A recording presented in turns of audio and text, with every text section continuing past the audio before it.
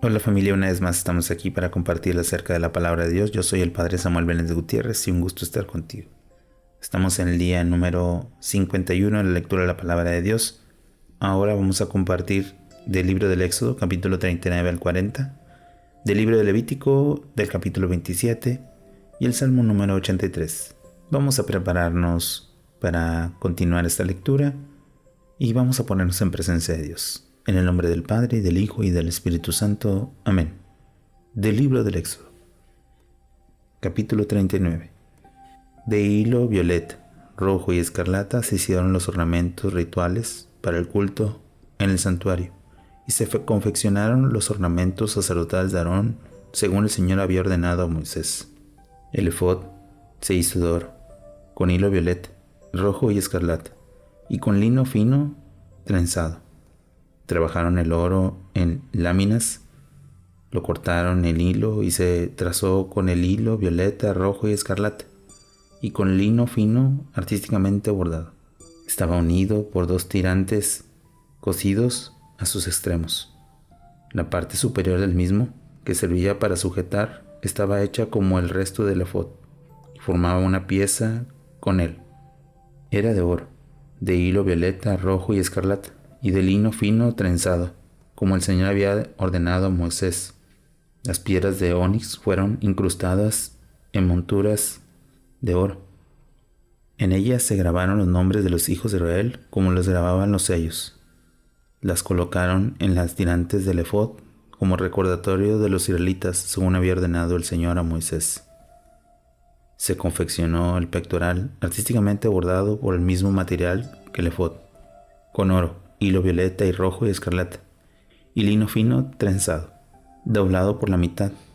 El pectoral formaba un cuadrado de un palmo de largo y otro de ancho. Se incrustaron en él 4 filas de piedra preciosas.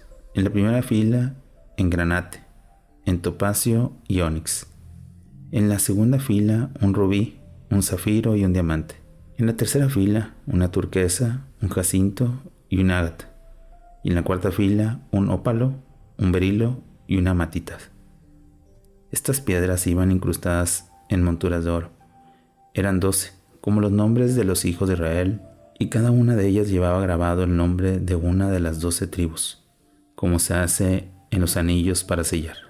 Para el pectoral fabricaron cadenillas de oro puro trenzado con un cordón.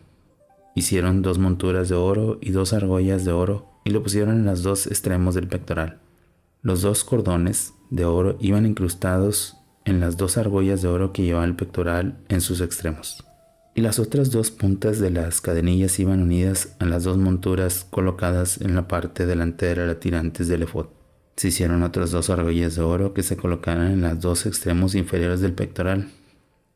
En la parte interior, que esté junto al efod, se hicieron otras 2 argollas también de oro, y las situaron en la delantera bajo los tirantes del efod, junto a la costura, encima misma del cinturón del efod. Las argollas del pectoral estaban enganchadas en las orillas del efod con un cordón azul.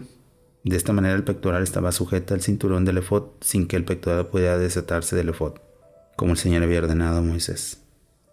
Confeccionaron totalmente de tela violeta la túnica que va debajo del efod. En el centro tenía una abertura para la cabeza. Esta abertura llevaba alrededor un dobladillo tejido, como un doble cuello, para que la túnica no se deshilachara. En el borde inferior se tejieron unas granadas con hilo de color violeta, rojo y escarlata, y de lino trenzado. Fundieron campanillas de oro puro y las colocaron entre las granadas a lo largo de todo el ruedo de la túnica. Iban alternando campanilla y granadas a lo largo de todo el ruedo de la túnica. Se iban para oficiar como el Señor lo había ordenado a Moisés. Las camisas se hicieron de lino fino tejido para Aarón y sus hijos. La tiara y la mitra de ceremonia de lino fino. Y los calzones también de lino fino trenzados. Finalmente, el cinturón se hizo de lino fino trenzado, artísticamente bordado con hilo violeta, rojo y escarlata, como el Señor había ordenado a Moisés. De oro puro se hizo la lámina que va sobre la tiara. Con ella estaba grabado como un sello, consagrado al Señor, e iba sujeta a la parte delantera de la tiara con un cordón de hilo violeta como el Señor había ordenado a Moisés.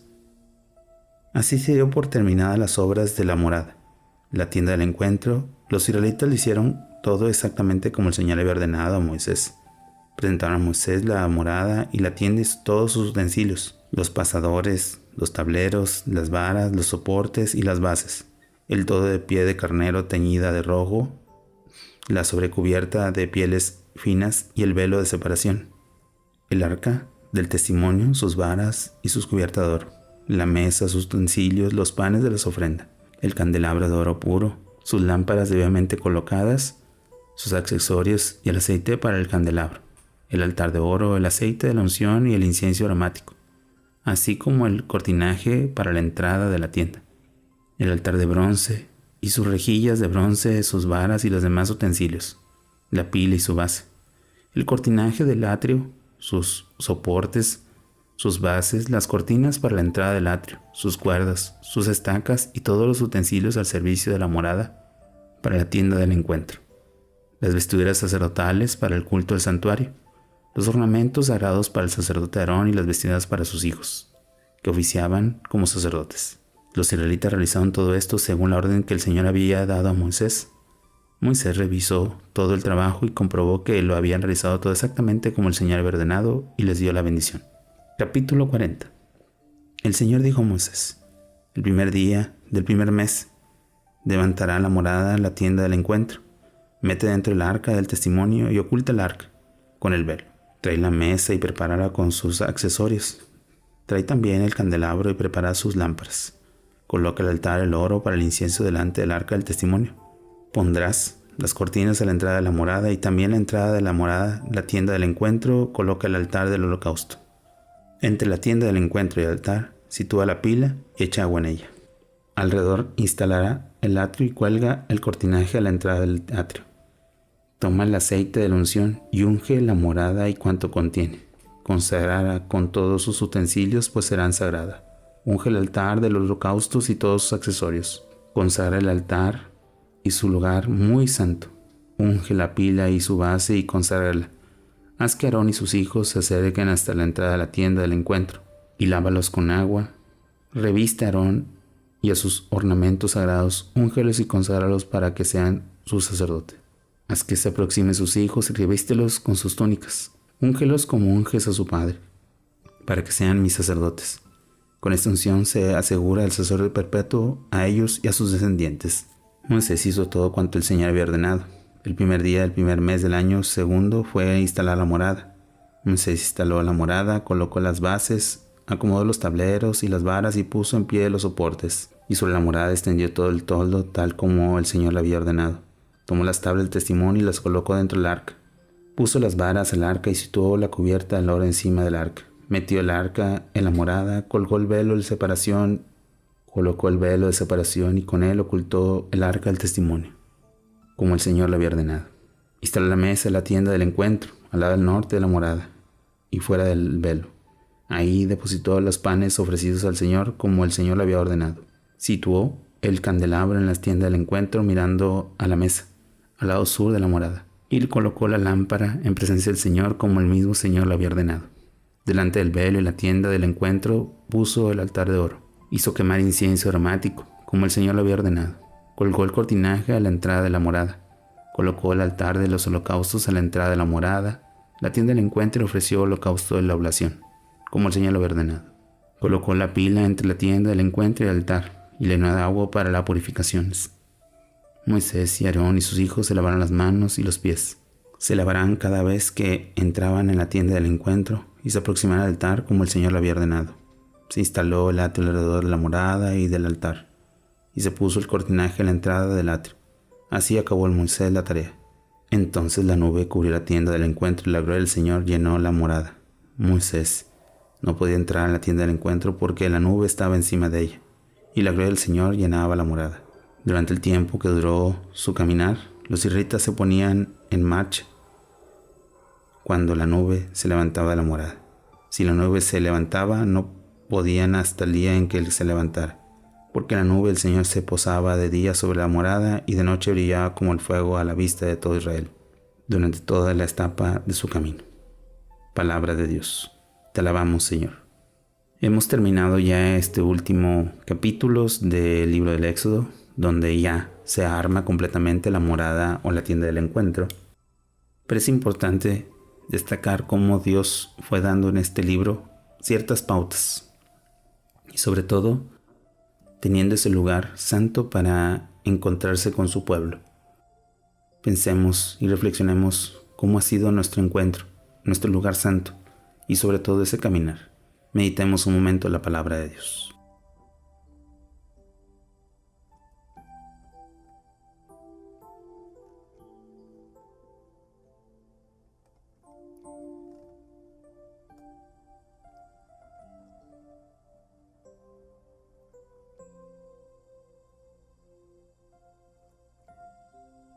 Habiendo meditado la palabra del libro del Éxodo, ahora pasemos a la lectura del libro del Levítico.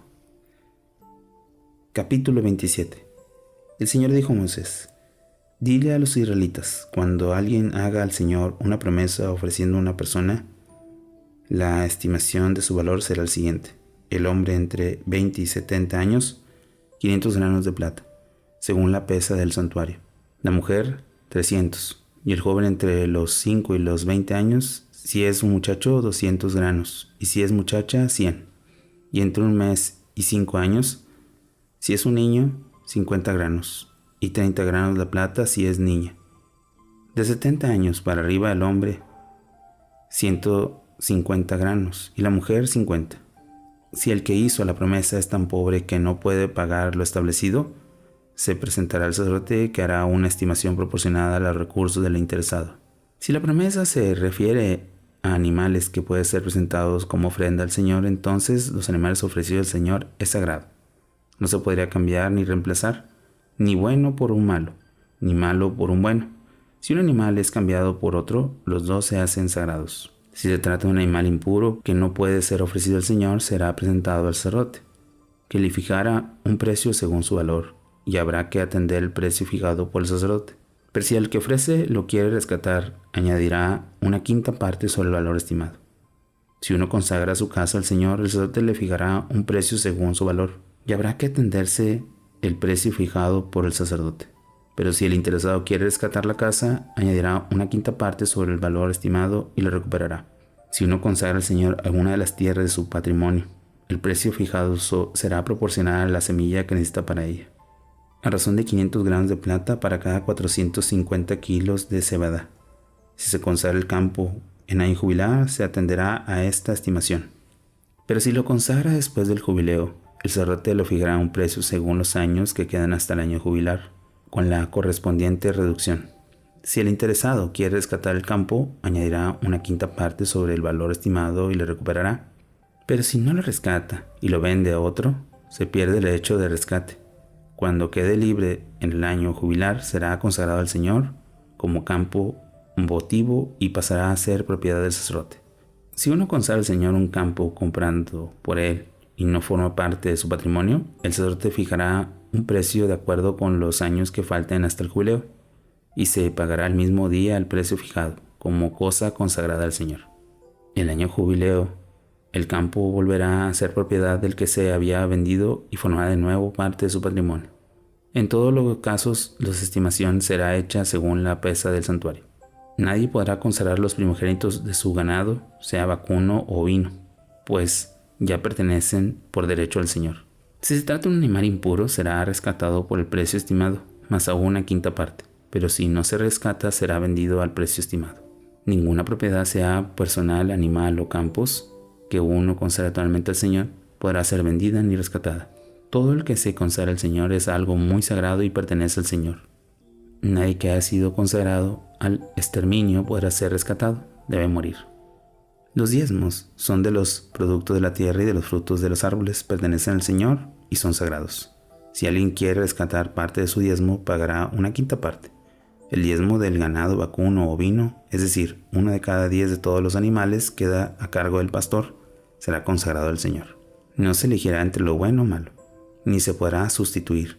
Si se sustituye, entonces los dos y el animal y su sustituto quedarán consagrados sin posibilidad de rescate. Estos son los mandamientos que el Señor dio a Moisés para los israelitas en la montaña del Sinaí. Palabra de Dios. Te alabamos, Señor. Hemos terminado el libro de Levítico. El Señor aparece ya con las últimas normativas acerca de las estimaciones y sobre todo de los valores que tienen las cosas, las personas y los animales. Pensemos que nosotros somos únicos, irrepetibles, inconmensurables. Las cuestiones materiales pueden tener un valor, pero especialmente el esfuerzo que nosotros tenemos para tenerlas. Meditemos nosotros acerca del valor, pero especialmente la dignidad que tenemos como hijos de Dios. Meditemos un momento la palabra de Dios.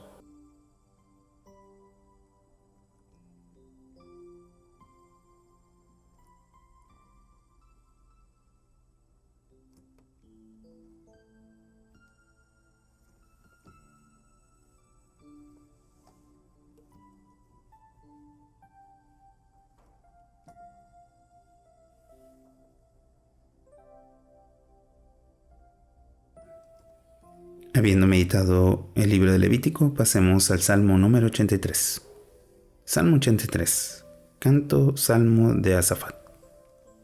Oh Dios, no permanezcas en silencio.